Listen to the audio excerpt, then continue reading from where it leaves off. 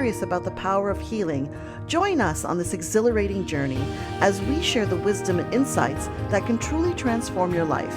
It's time to embark on a voyage towards a happier, healthier you. So, without further ado, let's dive into the captivating world of Healers Talk Healing. Welcome to this episode of Healers Talk Healing, where I get to speak with Dr. Emmett Miller, a pioneer in mind-body medicine. Graduating from the Albert Einstein College of Medicine, Dr. Miller revolutionized healthcare by recognizing the mind's power in healing. His innovative approach, integrating meditation-like techniques for mental and physical well-being, led to the creation of integrative medicine. His renowned for introducing guided imagery and producing influential relaxation and imagery audio programs. Currently, Dr. Miller continues to inspire through his web-based healing center and his enlightening podcast, Conversations with Extraordinary People. Join us for an insightful journey into holistic healing with Dr. Miller. Well, wow. I am super honored and privileged to be speaking to world-renowned Dr. Miller. And Dr. Miller, everyone's heard your bio. We've had it right at the beginning. I'm almost speechless, which is very rare for me to be speechless. And what I think is so crazy is there was a few days ago, I was thinking to myself, I need to find someone who can provide me with a little bit of a more deeper understanding of the connection between mind, body, spirit, and how the change has happened over time, as I am seeing in my experience of the world for integrative and holistic care. And it's much more a common conversation than it was when you first started your work, and you are the pioneer of the work. And I like I said, I'm just in this space of wow, there's so much that you have done to change the narrative, so that I can be in conversation with just anybody who really does understand this overall. Like, we don't just show up and you take a pill and that's how we resolve what's going on for our lives. Like, it's so important to have this holistic view. And there are people in my life who still, my husband, one of them, being my brother is another one, who really are starting to begin to open up and starting to begin to have this understanding. But I would really love to know, what was the impetus for you to begin to say, oh, the way we're doing things, it doesn't work? It's in medical school, as I saw how patients were being treated. It was insulting to me as a human being. It was the lack of real human contact with the patients. And further, I noticed that by having empathetic contact with people, they got better faster.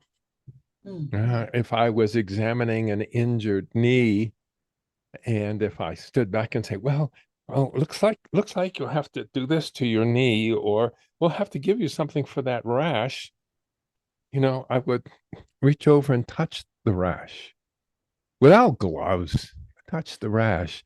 And suddenly, because people are feeling frightened of this rash, the doctor's touching it, can't be that bad. I mean, it's some level within them.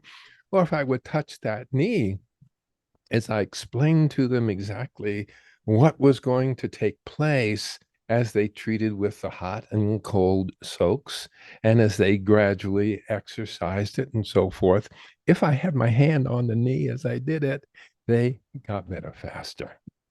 I said, And then, once your eyes are open, then it's difficult to not see that, and pretty soon realize that all mainstream medicine does is treat the symptoms, other than surgery. And surgery, that's treating the disease, but we treat the symptoms.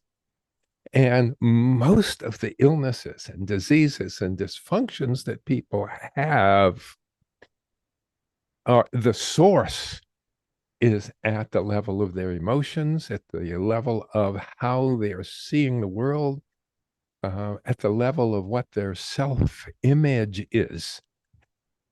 It's about how they relate with people. It's with how they relate to the spiritual level. And when you don't get those things right, then your body gets sick. And so if you're worrying too much about things, well, then you may start drinking, and you may be one of those who is tempted to drink more and more and more. And then this becomes your disease as you have your ulcers from the drinking, and later you have the collapse of your liver, or maybe in order to deal with the anxiety that I have because I was being abused as a child and there was no one there to listen to me, maybe I'll just eat, and maybe I'll eat and then I'll get very corpulent, and then I'll begin to get all of these diseases that, again, medicine swoops in with the pills to help you deal with the symptoms of what's there. And so here I was, and I had also the unusual background that said I had been a mathematician and a computer scientist. Well, not a scientist, but I learned how to program computers in 1962. So they were very new and very klutzy and very much the size of a basketball gymnasium. So I was able to look and I was able to see that there were things about how a human being dealt with reality and themselves and their illness and their disease and their daily life that was an analogous to how a digital computer operated. And I began to see that what we have is a kind of a biocomputer that's operating at several levels. We have a conscious level in which the things that we think of, and then there's the unconscious level that does 99% of all the work. I mean, that is, you sit down and you read, but the only reason you're able to understand what you're reading is that your unconscious mind, your monkey mind, was present when you looked at A, B, C, D, E, F, G, H, yeah, and you learned, and then you learned to write the letters, and then you learned to make a B and then a D, and there was something different between a B and a D, but that's what I mean.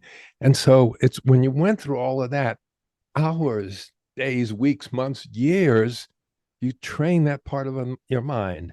So now you simply look at a piece of paper and you say, we hold these truths to be self-evident, that all men are created equal and endowed by them, and so forth. And you don't even think about all those letters. So it's that other part of the mind that no one seemed to give any attention to, where the problem arises. And I soon nowadays we have what we call post-traumatic stress disorder. And okay, so you're in the army and your three best friends get blown up, and then you have a problem returning, and you dive when you hear a bomb go, when you hear a car backfire.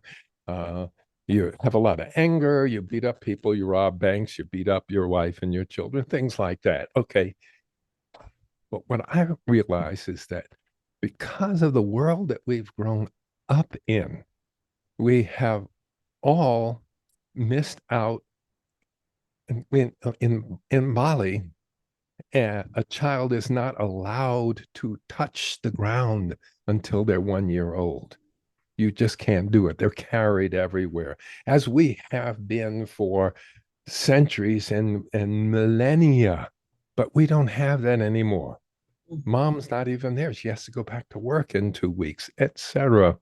So we have an insufficient supply of love. And the love that we get from our mother gives us a grounded sense we know we belong because we learned it right there. And for father too, and the brothers and sisters and cousins and uncles and aunts, that's how we were designed to live.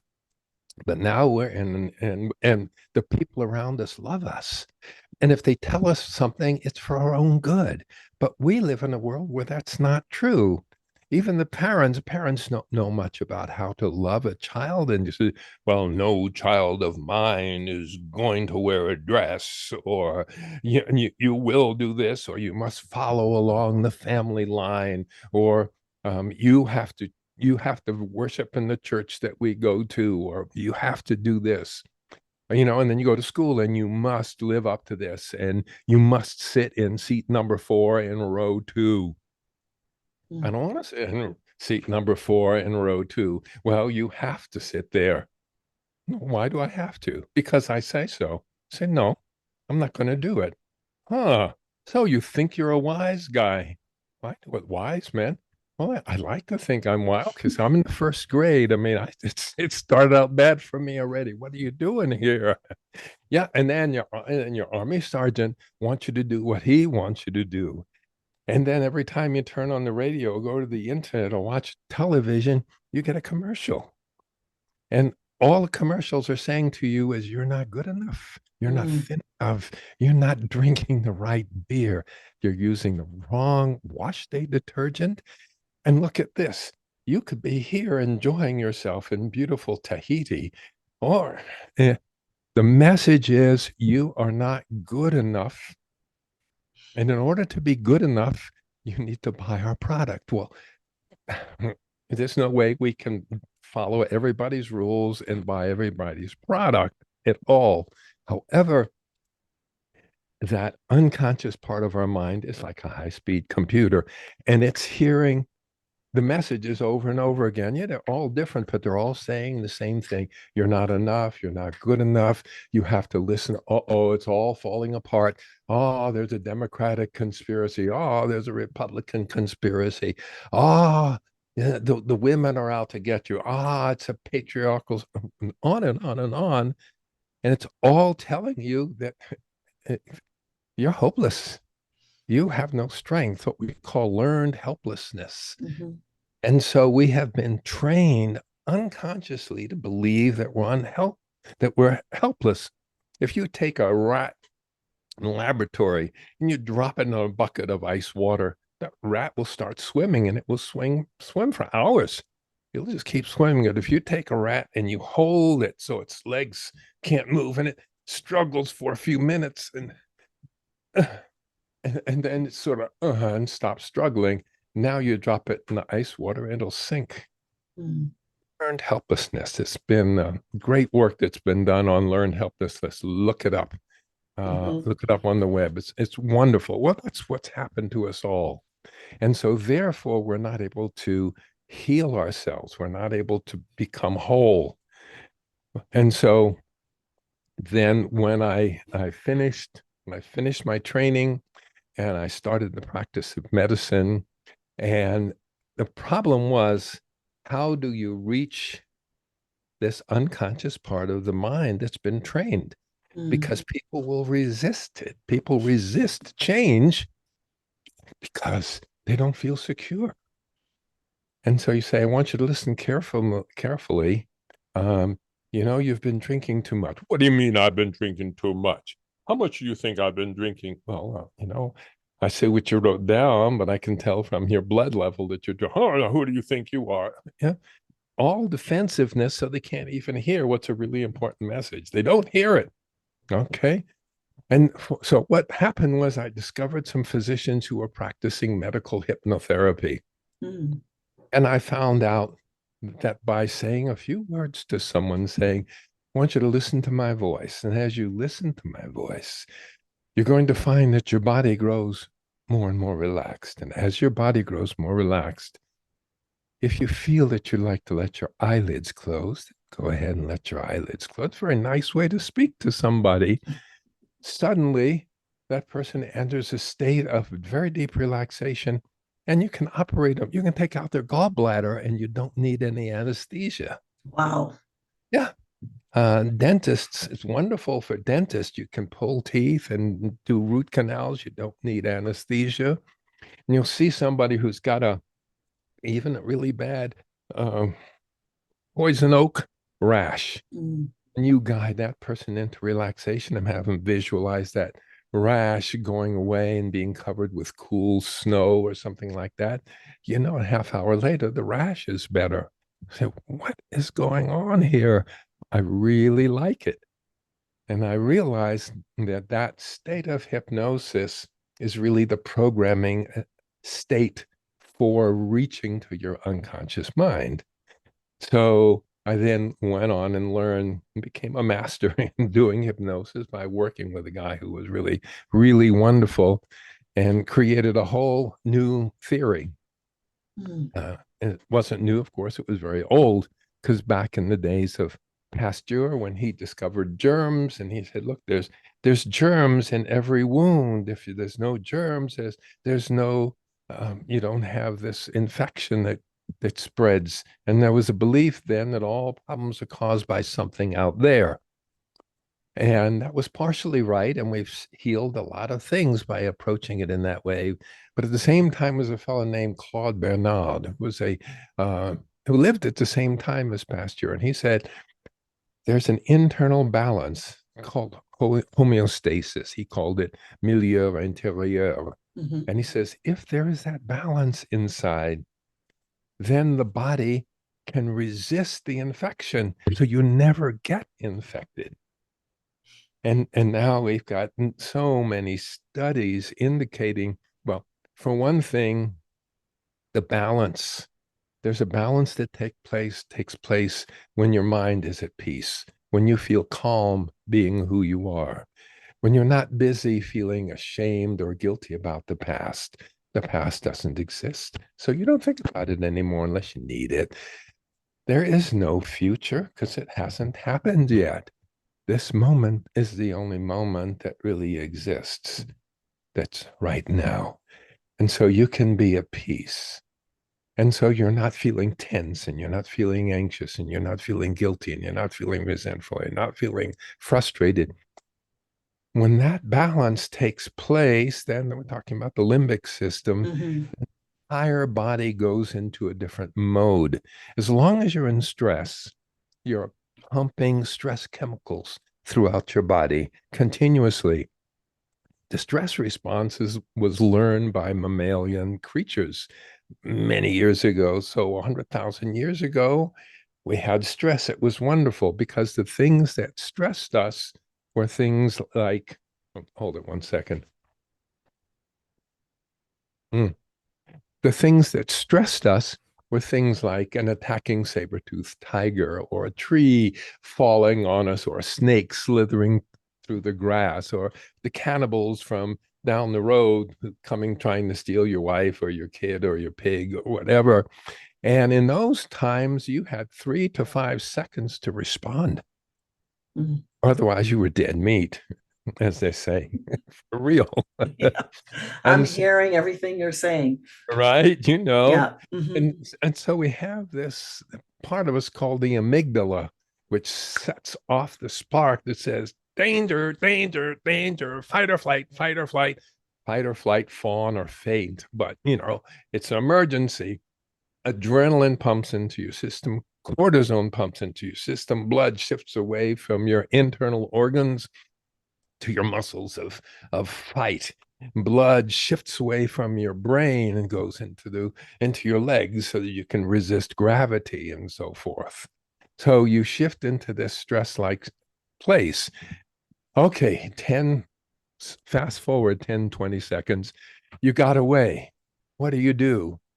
You don't pick up your computer and start working or quickly make a phone call. You go, if you've ever almost been in an automobile accident and it spins out, or just found out that the biopsy was negative or whatever, you go into a place of peace and calm. So if this is a normal level of a person's activation, the stress comes along, stressor, the thing that triggers it, your body reacts and more and more and more and more. But as soon as you've dealt with it, the stress decreases, not just to the beginning point, but below. It's a period of recovery. Every organ system has that. The heart contracts and then it relaxes. You breathe in, and then you breathe out. You have sexual excitement, you have the release, and uh, you don't keep going. It's It's sleepy time. right. Well, but I mean, there is a limit. And if you try to cardiovert somebody, and if you shock them during the relaxation phase, you can send them into terminal arrhythmia. Wow. So here we are in our current year that we're living, and the stress is continuous. And so our levels of cortisone, hydrocortisone, cortisol, adrenaline, prostaglandin, cytokine, all of those emergency chemicals are constantly oozing into our bloodstream. They're toxic. Their Mm-hmm. purpose is to dissolve the organs of your body and turn them into glucose so that you can fight or run away. In other words, they are setting the organs of your body up for disease. And then sooner or later, you get one or the other of the disease: kidney disease, heart disease, liver disease, asthma, cancer, headaches. Oh, modern medicine to the rescue. Here, take these pills, right? Mm-hmm. So this is what I saw happening. And here was this marvelous tool of hypnosis where if a person simply learned, and whenever you feel tense about something, you stop and relax. And above all, do not make any decisions while you're emotional, while you're tense, because your decisions will be faulty. And this is because when you're in a stressed state, and you can tell you're in a stressed state if you're feeling angry, if you're feeling anxious, if you're feeling resentful, if you're feeling guilty, if you're feeling those emotions, those are all part of the stress reaction. It says that the stress reaction is when your monkey brain says there's a conflict. Mm. Okay, it's conflict, saber-toothed tiger, and that's all it knows. But because the brain isn't getting blood anymore, and also neurologically, when we shift into that mode, it shuts down system to the higher mind, your prefrontal Mm-hmm. cortex. Your brain's brain cannot work as well.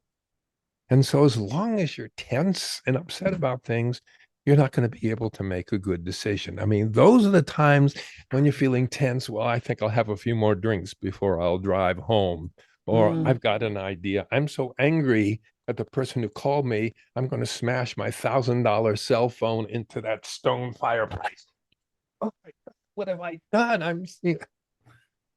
Those are the decisions that we make. We make the decision to go too fast, to try to run the red light, to eat the wrong foods, to associate with the wrong people, to have an affair, to go gambling, on and on and on and on. So that's where our poor decisions come from, ultimately, which lead to the majority of the diseases that we experience in today's world. Mm. So, Yeah. Dr. Miller, I'm just, you talked a lot about the stress response, so how we're responding to all of those, the stimuli and things that are happening. And you did mention, like if we're looking at now where we are now, you Yes. know, over the years, we can all say just based on what we experience that it seems more stressful. But I want to know from your perspective, over the span of years that you've been working and the work that you've been doing, are we indeed a more stressed out society? We have there's less community, Mm, there's less respect. I hmm. mean, turn on the television and watch the presidential debates. You don't see respect. I mean, it used to be, hmm, I I respect your opinion. I respect you for having reached that conclusion, and I'm sure that you did it with your wisdom and your caring. However, I do differ, and let me share with you what my opinion is. That's how it used to be done. Not anymore. Now it's you're an idiot and I'm right. Mm, That's all there is to it.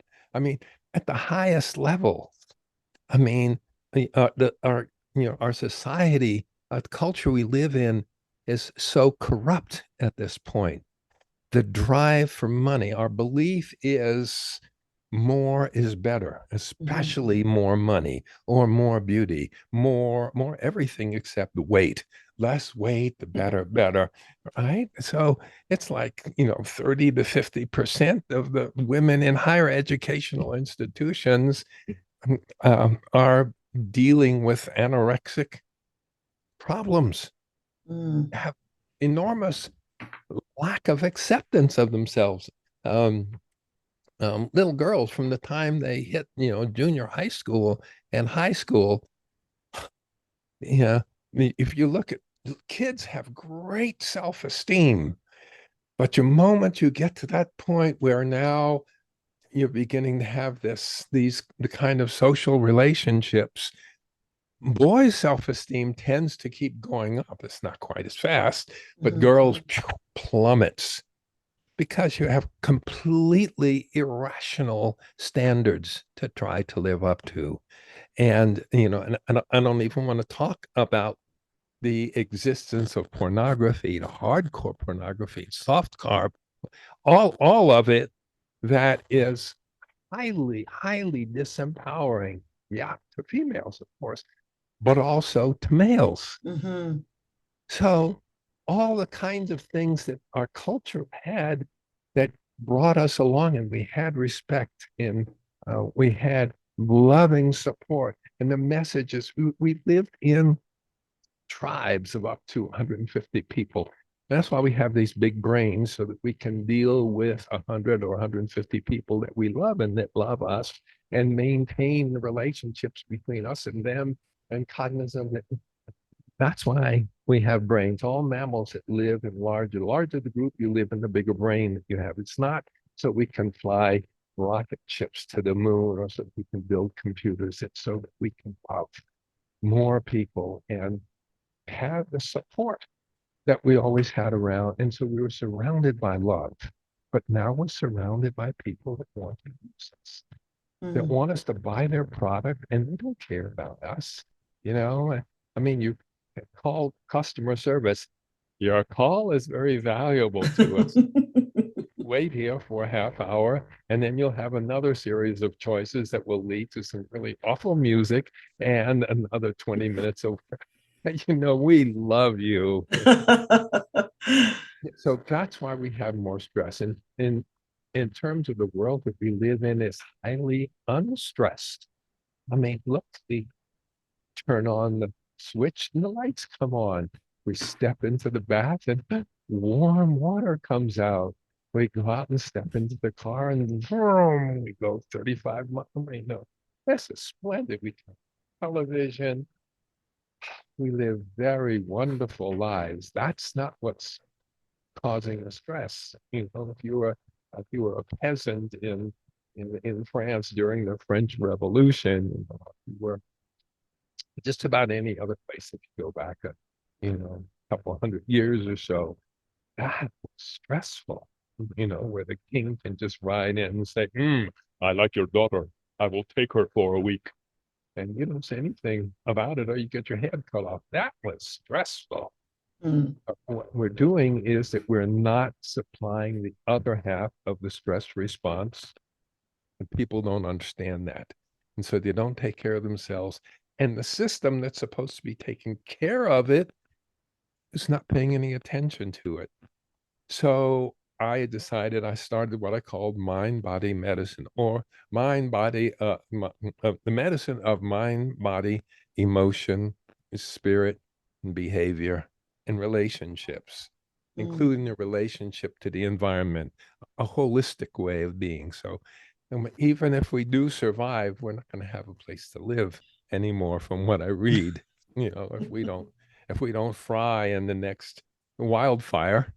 So, I mean, yeah, these things cause us stress, but that's other the stressors that we're putting in there. So I started that practice at the time. It was down in Carmel, California.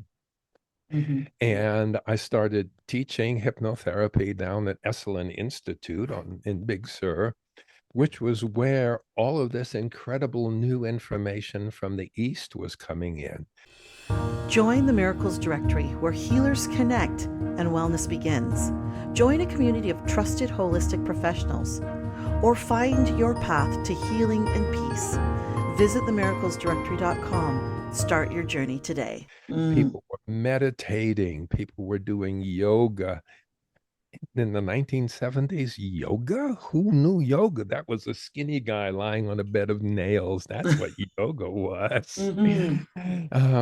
There are the teachings of Buddhism, and what was similar about it, here, what we learn is individualism and competition. You were born, you were an individual, and you got to work hard to make it. But Mm. over there, you are born as part of a whole, as part of that, Yeah. part of a family. And the goals of the religious teachings were to let go, to release, just the opposite of what we're doing over here. Uh, and so as I learned about those, and I said, oh my God, this is the answer. Our culture is great. We're fantastic for what we do, but here it is. And there's an enormous number of people who are doing it. And how come we're not paying attention to it? Well, in those things where you're fortunate and unfortunate, I had the privilege of growing up as a multicultural, multiracial person. Mm. And so I had seen racism straight ahead, and I understood how people were trained to be prejudiced and racist and sexist and ageist and all the other kinds of ists that are there. It's like we're so frantic to have something to believe in. I believe that my race is superior to your race, and therefore I'm going to hang you. Or, I mean, it's kind of that's okay. I understood that. And all of these guys had slanted eyes and their skins were a little bit yellowish, so they couldn't possibly have anything to teach us with our Mm. PhDs and MDs and so forth. So I said, hey, I'm going to learn it. So I created techniques, non-denominational techniques, Mhm. where I could teach a person to relax to a very deep state of relaxation, just as if they had been practicing meditation for months. It takes much shorter time to get there. And Mm. in that state of relaxation, the advantage of what you can do is you can guide people through their lives. And I found I could guide people back to the day they first began to have that symptom, whether it was to drink too much or eat too much or have a headache. And I would find that that was a time of trauma, that was, and we're all suffering from post-traumatic stress disorder. Yeah, on Uh, some level for sure.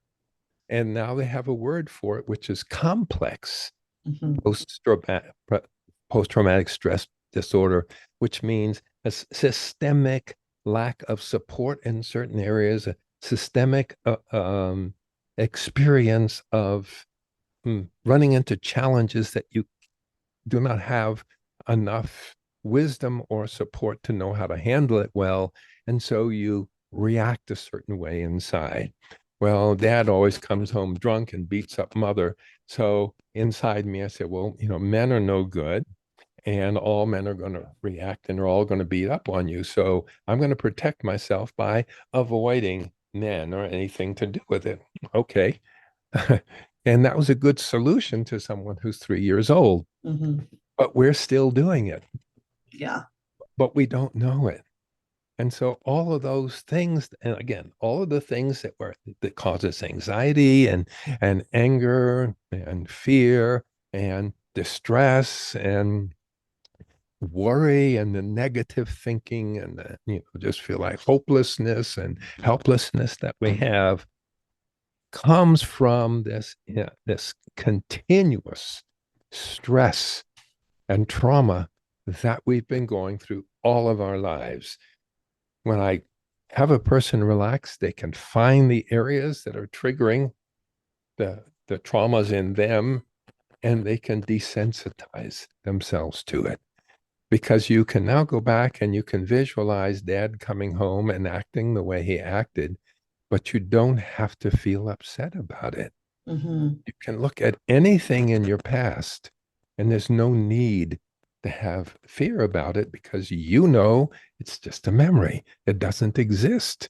It's the past, and the past cannot come back again. I think that's one of the biggest challenges for human beings is the ones that I speak to too over, people that I work with Mhm. and just in general, like just people have such difficulty Uh-huh. realizing that it doesn't exist. It's only existing. You're keeping it alive. That That's memory right. is being kept alive because you keep going back in anticipation that it's going to change. And it Yeah, doesn't change. It remains, it is what it is. And the acceptance of that is the challenge. that's right. That's right. But every time a person goes back to it, they re-traumatize themselves. Mm-hmm. They kind of keep updating the anxiety, updating the stress, and updating the disease process that's going on in their body, whether it's physical or mental or emotional or behavioral or relational. And so we have 4 or 5 different spouses, without understanding there's something really simple. So that's what my work was. Then the other thing is, yes, you can find the source of these things in people, and you can write a new program Mm-hmm. for the unconscious mind. Like when you're studying ABCD, you're actually programming the monkey mind. You're programming the limbic system in the lower levels of the unconscious.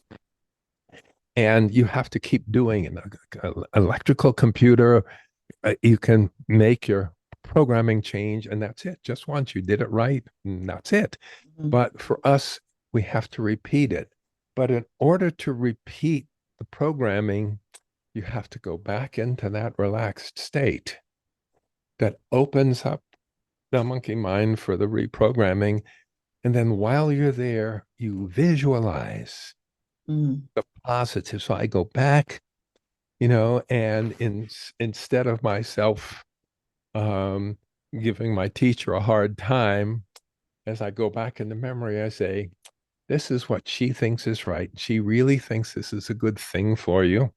And you're resisting her. It's just going to make her unhappy, and it's not really going to get anything for you. So, yeah, let it be. Sit in the seat and look around and, see the other kids in class. So you rehearse being in that way, or you rehearse going on the next time you have to give a talk. Now you visualize yourself the last time, but this time you don't have the stage fright. You imagine yourself knowing that all those people are here to see you. They're all loving people. They're good people like you. And they want nothing more than to see you be successful in passing on the information that you have to them because they will recognize it's valuable. So everybody's rooting for you. And then you step up on the stage and you deliver a fantastic talk and you receive a standing ovation. You feel wonderful, right? Now, you do that in a state of deep relaxation. The monkey mind thinks it just happened. And so you're giving yourself a new identity. You're someone who can look at the world differently, who can express themselves, who has self confidence. And then finally, I teach people to look forward into the future and see the next challenge that they have coming up and visualizing them, handle it according to the new me, Mm-hmm. the new person. And then, I mean, I've been so incredibly fortunate to have dropped into each of these places to be a programmer, to have multiple racial background, uh, to have discovered, like, have gone to medical school, to have discovered hypnosis. They invented the cassette tape, the audio cassette. Yeah. And now people could listen to my incredibly soothing and relaxing voice and close their eyes wherever they are. One of the most enjoyable 10 or 15-minute moments in their life today is listening to this tape, and it will guide them where they need to go. Do the desensitization and rescripting, and also rewiring, because the brain, the nervous system literally rewires itself as you do this, and then have them visualize the future and then go about their business. And so that became my practice. So in 1973, I published my first book called Mind Body Medicine: Introduction to a New Form of Holistic Thinking and Medicine. And in 1974, I got rid of my x-ray machine, and I got rid of my examining table, and I got rid of all the stethoscopes and needles and, and drugs and so forth. And because everybody who lived in the Monterey area knew where they could come. And so I had a very thriving practice. And I moved up to Stanford because the chief of the outpatient medical clinic wanted me to come up and teach the residents who were there. So I moved up to the Bay Area. And since then, I've been practicing the kind of medicine that I do. And now, and now I'm an old guy. I don't be, and I don't live down there anymore. I live up in the foothills in a beautiful place. I finally found a place that I felt at home, and I'm here. And the blessing was the pandemic, because now everybody knows how to use Zoom. Yes. Can, and It I'm was a very, blessing in disguise for so many things, if you can look it, at it, it that way. it is, and it's so important to always look at the sunny side. There's Mm. always a silver lining. You can't know. And I mean, that's, the spiritual teachers have taught us that always. I remember a nun, they were interviewing a nun who was part of a convent. There'd been a big fire. The Mhm. convent burned down, the monastery burned down, the church burned down. And so now, it's like for the last 10 years, the radio news announcers and so forth. Well, how do you feel about that? Well, listen, how do you feel about the fact that that lion ate your favorite? Well, I feel awesome. Well, it was such a positive feeling. Yeah, we want you to cry. We want you to cry. I Yeah. said to the nun, how do you feel about that? She says, well, I feel blessed, because I know that God doesn't do anything unless it's from my teaching, and that there's something that I need to learn. And God realizes that by eliminating the convent, I will have to move to a new level in myself. So I give prayers of thank you, right? Or Mother Teresa, when they Mm. said, how do you see the poorest of the poor and the sickest of the sick, and most of them are dead within a week or two. Don't you get depressed? And she said, depressed? How could I be depressed? I look in their eyes and I see Jesus. Mm. How could I be depressed? What's your follow-up question? After that, right? There's It's a faith. There's a mm, faith. And we had it when we had our mother. And now every year, the number of people who believe in any kind of faith is going down, down, down. yeah. And again, it's our culture that's doing it. Whereas if you really sit down and you really look at what the religions are saying, they're all saying the same thing. It just Mhm. looks different, just like our food looks different, our languages sound different, and our gods look different. Mine's an old white guy with a long white beard sitting on a throne up there, and mine is a guy that has 10 arms like this, and mine is a monkey riding on a turtle. It's like, but when you get down to it, they're all telling you the same thing. So Mhm. whatever happened,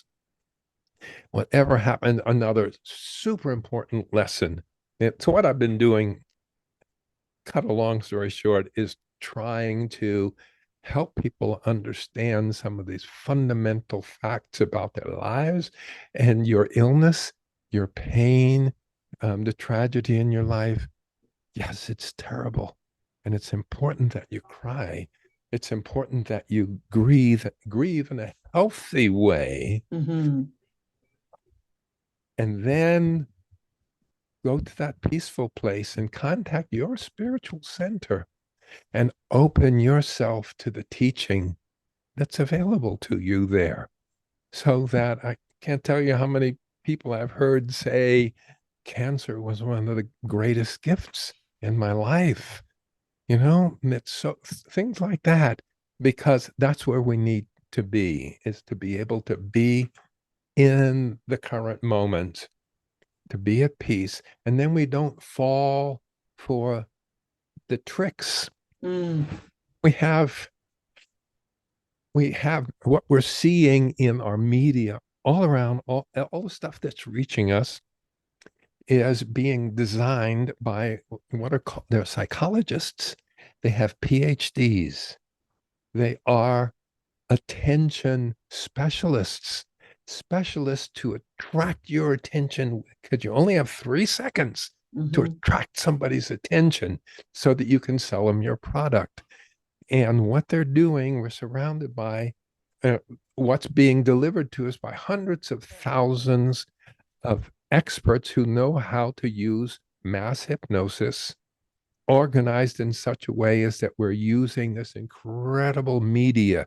Take a look at the kids playing their video games. Yes. Um, uh, their video game is always there. They're being robbed of boredom. There is no boredom. They don't know how to handle boredom. They go crazy if you try to take their it's like you're trying to take their lifeblood away from them, because they're being taught that you need something is about to happen and you have to be there for that. And if you're not there for that, then you cannot be at peace. So all around us, we're being surrounded by people who are scientifically attempting to keep us feeling anxious and afraid, and to not discover how wonderful we are, and that Mm. there's a way to look at the world. Basically, whatever happened yesterday, whatever happened that you didn't like, it's over. There's no reason. We are unhappy because we're comparing what we have with what we could have had, what we could have had. Now we don't get it, or else we're afraid that this is going to happen tomorrow and it's going to take away what we. And if you're not thinking about the past or the future, the world is beautiful. The colors are beautiful. The red that you're wearing is beautiful. The way your hair is these multicolored strands that come down like that. It's marvelous. It's beautiful. The sound of your voice is beautiful. The breath that I'm breathing is beautiful. Okay, so what would we like to do? What would it make sense for us to do at this point? What is there in the world that needs some support? What are my talents and gifts and skills that I can use to make this world a better place for my brothers and sisters and cousins and aunts that are all around me in my tribe? Because that's what we're designed to be here for. We're designed that way by the intelligence that made us. Whatever you think the intelligence is, you got to admit it is pretty intelligent, Yes. and not the foolishness that we've been playing with for the last 10, 20,000 years, getting worse and worse and worse. But we have an opportunity to go back to that place. That's what our religions are trying to teach us. So how do we leverage that opportunity now that we're in the space that we're in? It's a Oh, conversation that I have with people the same way. I feel like we are kindred spirits. I'm feeling everything that you're saying is that there is, I believe and have believed for a long time, or understood, yeah. that love is the answer, that we are Yes. not to be meant to be alone, an island. No man is an island. We cannot survive on our own. where do we begin to interrupt what is happening? People that you and I are working with, we're working with people who are already in a space where this has happened to them, and I'm putting quotes, finger quotes in the air.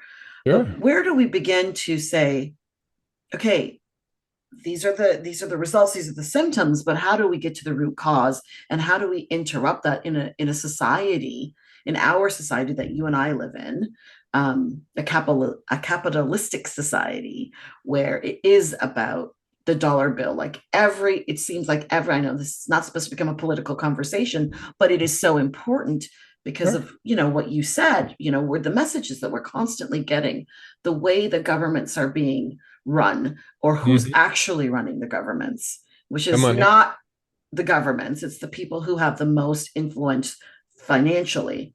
money. Yeah. So where do we begin to say, hey, this is not working, and it's the reason why we are not going to survive? Right. Well, we go out and we get an AR-15 and we stop the bad guy. But that's where people usually go with it. No, Mm-hmm.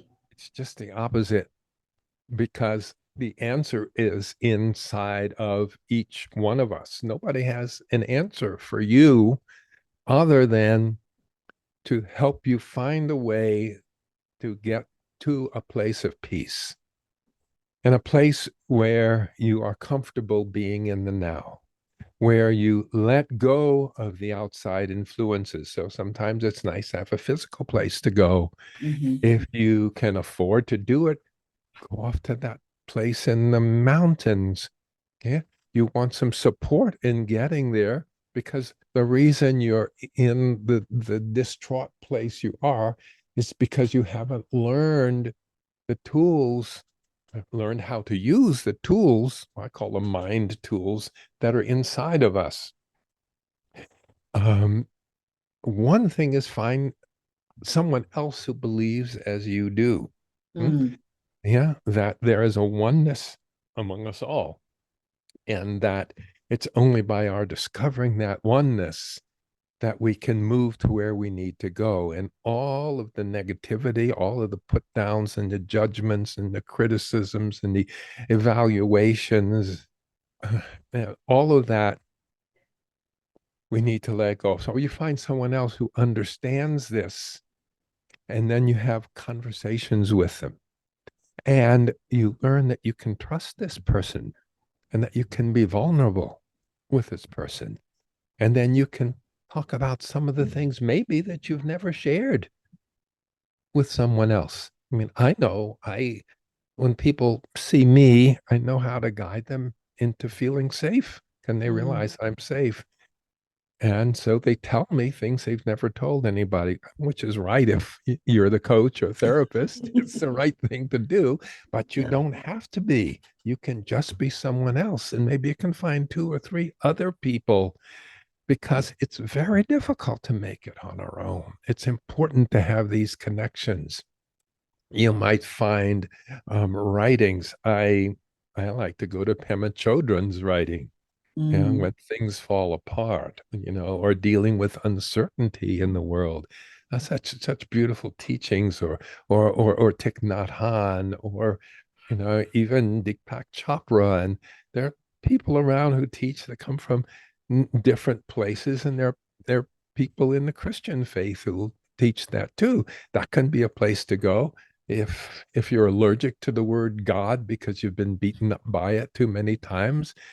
There are places that you can go, and that's what you need. That's what you need to find. For me, what I can do is I can be one of those if a person makes an appointment with me, or Mm. I've created, once I learned the gimmick of how to do this on tapes, so I started making tapes that I could allow other people to use back in the 70s.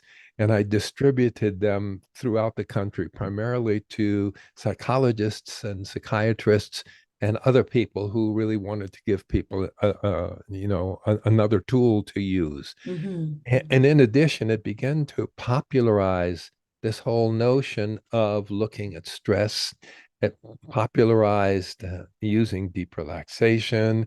And then I published the very first guided imagery, guided guided imagery meditations Mm. for people to use, usually with a certain amount of tasteful music in the background to help people grow calm. Um, and then I put them on the market back in 19, I think 77 or 78 is when we did that. And so now, and so they were available in bookstores all over the country, but was still such a bizarre idea to people back then. I was gonna say, I mean, now you can YouTube something and find something if you want to get that. But honestly, Yeah. where do we find yours? Have they been transferred over now so we can find them Every, digitally? everything's digitalized. There are many audios and videos and training webinars, and I have a very rich site on the internet. If you want Mhm. to learn about this, you probably can, what have I got? I'd say, probably 300 or 400 hours worth of material, whether you want to learn about healing or deep relaxation or hypnosis or relationships, on and on and on, because I've collected that through the years. And, and I realized it usually takes the public about 15 or 20 years to begin to understand what it is that I'm talking about. And you know how the culture does. First, they say, "Oh no, that's awful," It's and weird. and they reject it, Hmm. and they fight against it. And then a little time passes, and they go, "Oh, look what we invented." I guess that's the way it has to be. But I mean, Oh, if you look out there, I mean, you can easily find, I would say, 10 to 20,000 people who make guided imagery mhm. meditations now that you can use. So I I guess I have to appear on Well, podcasts and so we forth to let people know.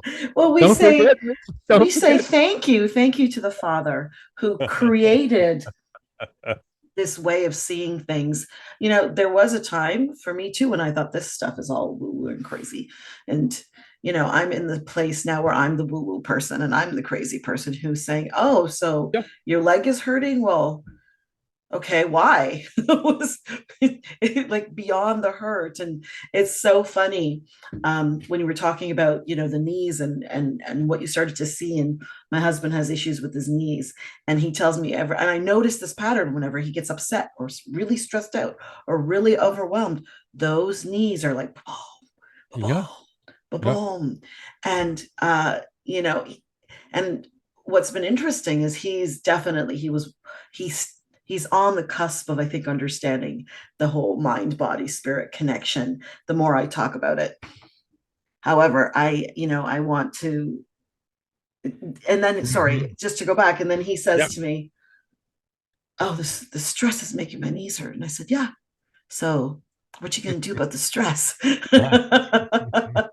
That's where people get stuck. Oh, what do I do about the stress? How do I deal with the stress? How do I, sit down and calm down? And I do want to say, on behalf of all of us who are now in this space, who now understand, thank you so much for the work that you've done. Thank you so much for still continuing to do it and still helping us learn and grow and move forward, and still being someone that we can go Mhm. to. And so when people come to you, Dr. Miller, what can they expect? And is it easy to get an appointment, or is there a long waiting list now? No, it's pretty easy actually at this particular point in time. Okay. Yeah. And the easiest way to remember is to just remember Dr. Miller, because my website is drmiller.com, drmiller.com, and everything is laid out in detail. Um, Both in terms of people if they should want to see me in person, Mhm. or if they want to learn a little bit about the audio cassettes that I have and the other self-healing tools that I've created, and they're available for an extremely small amount of money, especially since all you have to do is, Push a button, it will be downloaded to your computer within 30 seconds, and you can begin. So you don't have to, in the old age, you had to wait to, get an appointment, drive your car across town through the traffic, wait in the waiting room and come in. No, you push a button. Hi, here I am. With that wonderful voice of yours, which was, I heard it right away when I started doing a little bit of my research. I'm like, oh, that voice. Yeah. That's a radio voice, amongst Uh, many other things. yes. Yes. Yes. So this has been such a wonderful experience. Thank you so much for sharing. And, I am certainly, inviting those who are, really interested in working with Dr. Miller to go to his website, check it out, make an appointment. You get to hear that voice in person or directly for you. It's wonderful. And, we really appreciate, really, we do. I'm saying a collective we, for those Yeah. who don't know who you are, who now understand, oh, the what you've created for us. Thank you so much. Oh, you're very welcome. Very welcome. Well, how about if I just take a minute or two and give people just a tiny bit of a taste? Oh, yes, please. Who's Yeah. going to say no to that, Dr. Miller? So, so first of all, just let yourself be in a comfortable position, sitting or lying down, whatever is comfortable, in which you don't have to do any work to support your body. You're not hanging on to a pen or a glass of wine or anything. Mhm. Choose a point in the distance to let your eyes focus on, because I want you to notice that the only thing you can see clearly is that which you're focused on. Everything else sort of fades out into a blur. And that's fine, because this is your selective awareness or your mindfulness beginning to work for you. And as you look at that point, take a deep breath in. And as you let that breath out, let it be a feeling of letting go. And gradually, you'll notice that even the point that you're looking at kind of slips out of your mental focus, sort of like when you're daydreaming and staring off into space, but you're not really looking at what your eyes are focused on. And then your eyes may give you a signal that they would prefer to be closed. You feel them just gently closing. Take a deep breath in as you let your eyes close as you breathe out, if they're not already closed, allowing your eyelids to close. And then just simply notice your breathing.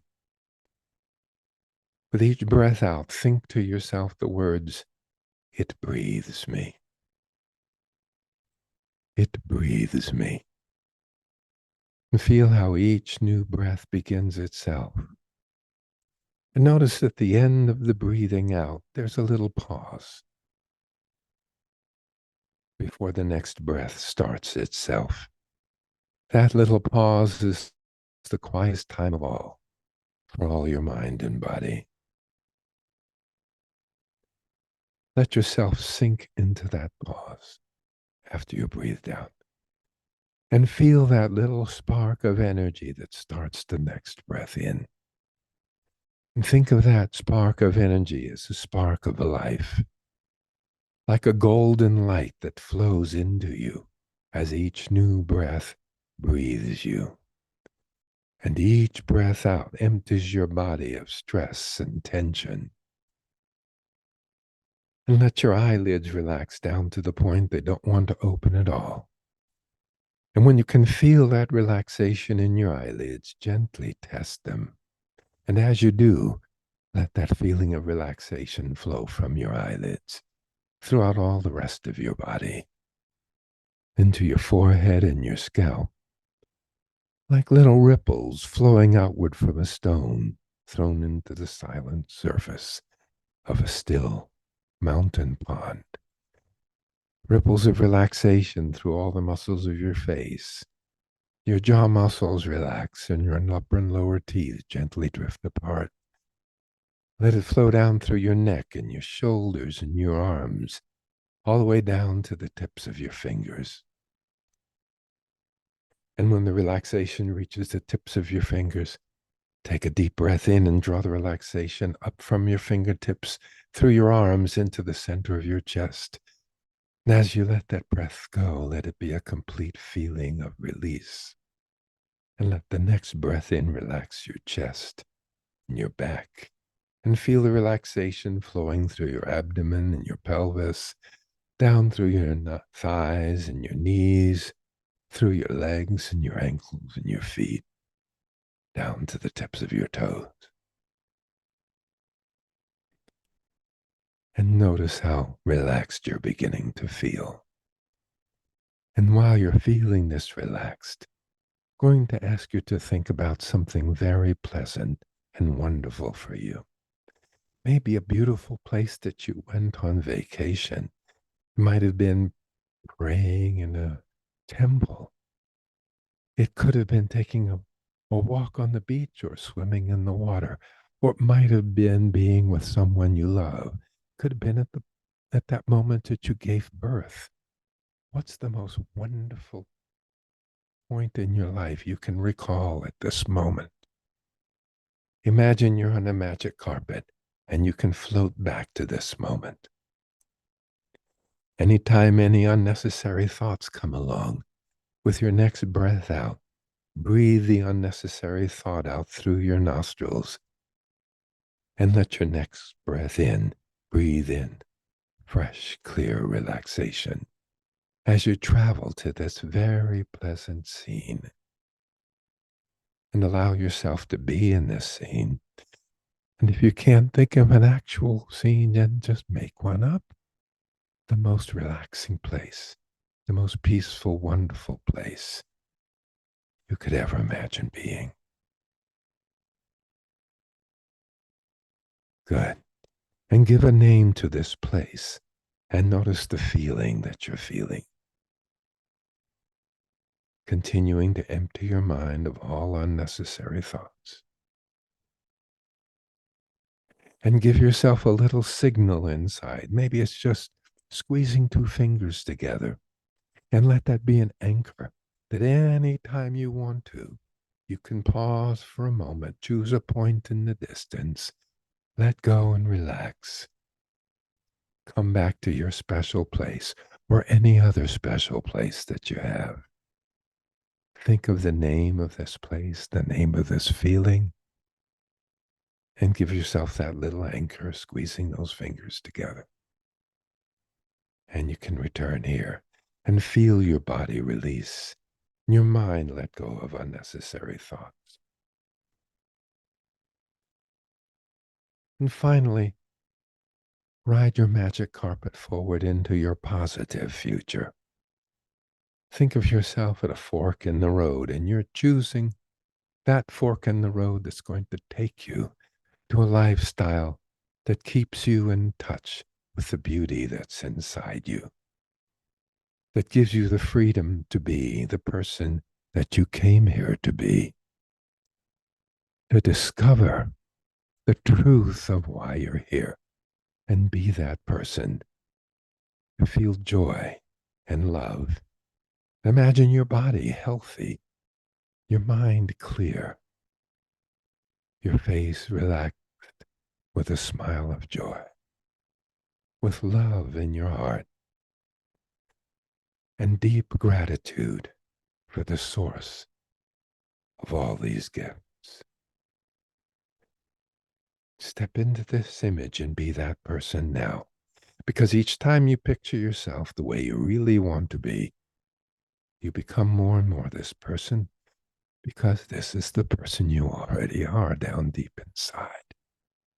Give yourself permission to be. And when you're ready, allow yourself to return to that place where your body is resting comfortably, gently coming back, bringing with you the relaxation and the most positive feelings that you've discovered. And then allow yourself to choose wisely as you choose the next thing that you want to do, and the next, and the next, next.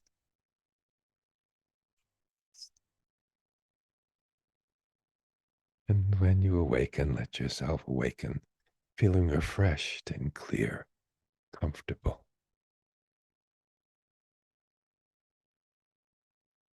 And then take a moment and notice how comfortable you feel. What a lovely smile. Well, what a lovely gift. Thank you. Yeah, Thank you my so pleasure. much. My We're pleasure. very blessed to have you here with us today. And once again, if anyone wants to work with you and move forward and get all this stuff, please go to Dr.